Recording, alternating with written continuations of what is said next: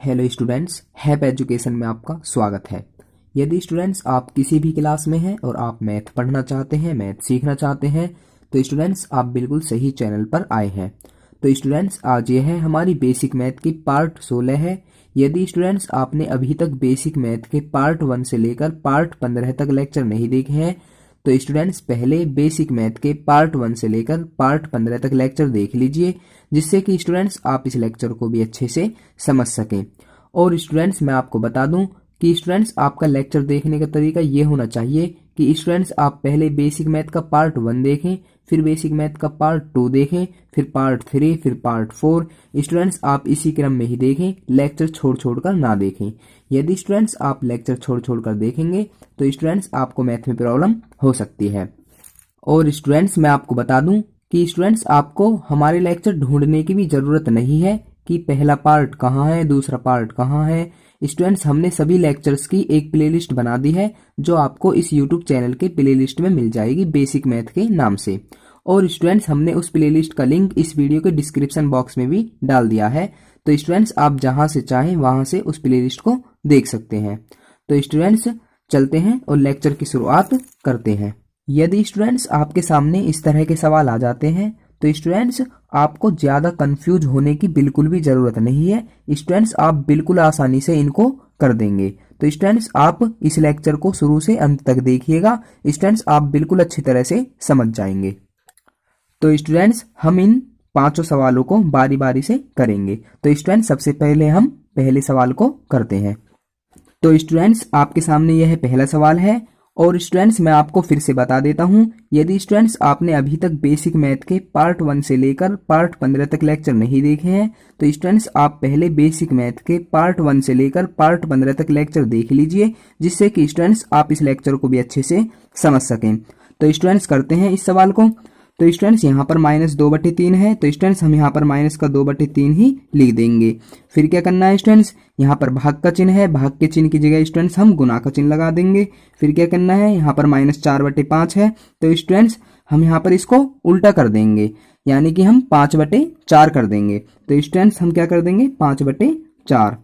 फिर क्या करना है स्टूडेंट्स, अब स्टूडेंट्स यहाँ पर यह गुना बन गई है, तो स्टूडेंट्स हम क्या करेंगे, अब हमें यह देखना है कि कोई सी संख्या कट तो नहीं रही है।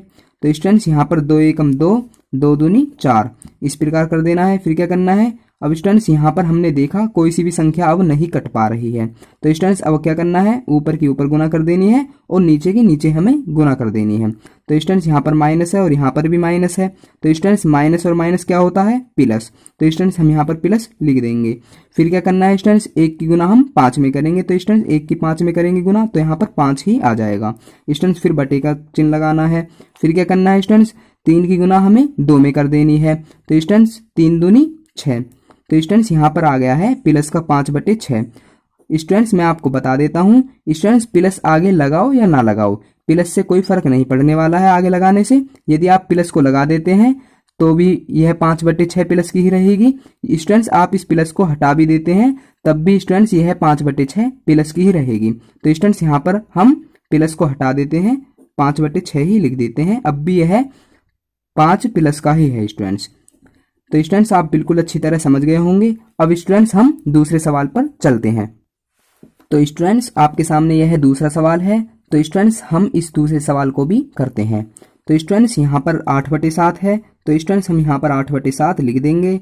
और स्टूडेंट्स मैं आपको बता देता हूँ, स्टूडेंट्स आपको यहाँ पर बराबर का चिन्ह लगाते हुए चलना है। और स्टूडेंट्स बराबर का चिन्ह आपको बिल्कुल सीध में ही लगाते हुए चलना है इस प्रकार। स्टूडेंट्स फिर क्या करना है, यहाँ पर भाग का चिन्ह है, तो स्टूडेंट्स हम भाग के चिन्ह की जगह यहाँ पर गुना का चिन्ह लगा देंगे। स्टूडेंट्स यहाँ पर 16/-4 है, तो स्टूडेंट्स हम इसको बिल्कुल उल्टा कर देंगे, यानी कि स्टूडेंट्स हम -4/16 कर देंगे। तो स्टूडेंट्स हम यहाँ पर -4/16 कर देंगे। अब क्या करना है स्टूडेंट्स, अब स्टूडेंट्स यहाँ पर गुना बन गई है। अब स्टूडेंट्स हम देखेंगे कि कोई सी संख्या किसी से कट तो नहीं रही है। यदि स्टूडेंट्स यहाँ पर संख्या कट रही है तो स्टूडेंट्स हम संख्याओं को काटेंगे, यदि नहीं कट रही है तो स्टूडेंट्स हम नहीं काटेंगे। तो स्टूडेंट्स यहाँ पर 8 है, यहाँ पर 16 है, तो स्टूडेंट्स 8 एकम 8, 8 दूनी 16। अब स्टूडेंट्स 2 एकम 2, 2 दूनी 4। अब स्टूडेंट्स यहाँ पर कोई सी भी संख्या नहीं कट रही है। अब क्या करना है स्टूडेंट्स, अब स्टूडेंट्स हमें ऊपर की ऊपर गुना कर देनी है और नीचे की नीचे गुना कर देनी है। तो स्टूडेंट्स हम यहाँ पर स्टूडेंट्स प्लस है, स्टूडेंट्स आप बिल्कुल अच्छी तरह जानते हैं किसी का भी चिन्ह नहीं है यहाँ पर, इसका मतलब ये है कि यहाँ पर प्लस ही है। तो स्टूडेंट यहाँ पर प्लस है और यहाँ पर माइनस है। तो स्टूडेंट प्लस माइनस क्या होता है, माइनस, प्लस माइनस माइनस होता है। तो स्टूडेंट हम यहाँ पर माइनस लगा देंगे। अब स्टूडेंट 1 की गुना हम 2 में करेंगे तो स्टूडेंट यहाँ पर 2 आ जाएगा। अब स्टूडेंट बटे का चिन्ह लगा देंगे। अब स्टूडेंट 7 की गुना हम 1 में कर देंगे, 7 एकम 7। तो स्टूडेंट्स यहाँ पर माइनस का 2/7 आ गया है और स्टूडेंट यहाँ पर माइनस का 2/7 ही हमारा आंसर है। तो स्टूडेंट्स आप बिल्कुल अच्छी तरह समझ गए होंगे। अब स्टूडेंट्स हम तीसरे सवाल पर चलते हैं। तो स्टूडेंट्स हमारे सामने यह तीसरा सवाल है। अब स्टूडेंट्स हम इस तीसरे सवाल को भी करते हैं। तो स्टूडेंट्स सबसे पहले हमें क्या करना है, सबसे पहले स्टूडेंट्स हमें इस माइनस को अंश में ले जाना है। स्टूडेंट्स मैं आपको पहले ही बता चुका हूं, हमारा जो माइनस है वह हर में नहीं होना चाहिए, हमारा माइनस अंश में होना चाहिए। यदि हमारा माइनस हर में है तो स्टूडेंट्स हम उस माइनस को अंश में ले जाएंगे। तो स्टूडेंट्स हमें क्या करना है, यहाँ पर 3/-2 है तो स्टूडेंट्स हम इस माइनस को ऊपर ले जाएंगे अंश में। यहाँ पर क्या हो जाएगा, माइनस के 3/2। फिर यहाँ पर भाग का चिन्ह है, भाग के चिन्ह की जगह हम गुना का चिन्ह लगा देंगे। फिर क्या करना है स्टूडेंट्स, फिर यहाँ पर 6/9 है, स्टूडेंट्स हमें इसको उल्टा कर देना है, यानी कि 9/6 हमें कर देना है। फिर स्टूडेंट्स हमें देखना है कि कोई संख्या किसी से कट रही है या नहीं। तो स्टूडेंट्स यहाँ पर 3 एकम 3, 3 दूनी 6। तो स्टूडेंट्स आप संख्याओं को कैसे भी काट सकते हैं, स्टूडेंट्स आप बिल्कुल अच्छी तरह जानते हैं यदि आप पिछले सभी लेक्चर देख रहे हैं। तो स्टूडेंट्स फिर क्या करना है, स्टूडेंट्स यहाँ पर माइनस है और यहाँ पर स्टूडेंट्स प्लस है। तो स्टूडेंट्स माइनस प्लस माइनस होता है, यहाँ पर हम माइनस लिख देंगे। अब स्टूडेंट्स 1 की गुना हम 9 में कर देंगे। तो स्टूडेंट 1 की गुना 9 में करेंगे तो यहाँ पर 9 आ जाएगा। अब क्या करना है स्टूडेंट्स, 2 की गुना हम 2 में कर देंगे, 2 दूनी 4। तो स्टूडेंट्स यहाँ पर क्या आ गया है, माइनस का 9/4। और स्टूडेंट्स यह हमारा माइनस का 9/4 ही आंसर है। तो स्टूडेंट्स आप बिल्कुल अच्छी तरह समझ गए होंगे। अब स्टूडेंट्स हम चौथे सवाल पर चलते हैं। तो स्टूडेंट्स हमारे सामने यह चौथा सवाल है। तो स्टूडेंट्स इसमें हम सबसे पहले क्या करेंगे, यह जो माइनस है स्टूडेंट्स हम इसको अंश में ले जाएंगे। तो स्टूडेंट्स यहाँ पर माइनस का 12 है, यानी कि स्टूडेंट्स हम इस माइनस को ऊपर ले जाएंगे अंश में। तो स्टूडेंट्स हमारा माइनस का 3 हो जाएगा और बटे में क्या है, 12। फिर स्टूडेंट्स क्या करना है, यहाँ पर गुना का चिन्ह है तो यहाँ पर हम गुना का चिन्ह ही लगा देंगे।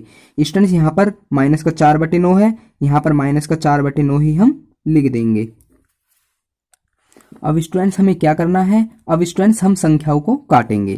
तो स्टूडेंट्स 3 एकम 3, 3 तिया 9 और स्टूडेंट्स यहाँ पर 4 है और यहाँ पर 12 है। तो स्टूडेंट्स 4 एकम 4, 4 तिया 12।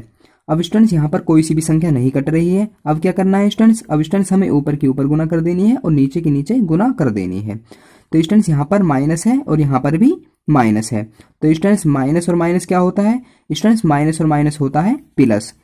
और स्टूडेंट्स यहाँ पर प्लस लिखने की कोई भी जरूरत नहीं है। यदि स्टूडेंट्स आप यहाँ पर प्लस नहीं भी लिखते हैं तो भी स्टूडेंट संख्या प्लस की ही रहेगी। तो स्टूडेंट्स अब हम 1 की गुना 1 में कर देंगे।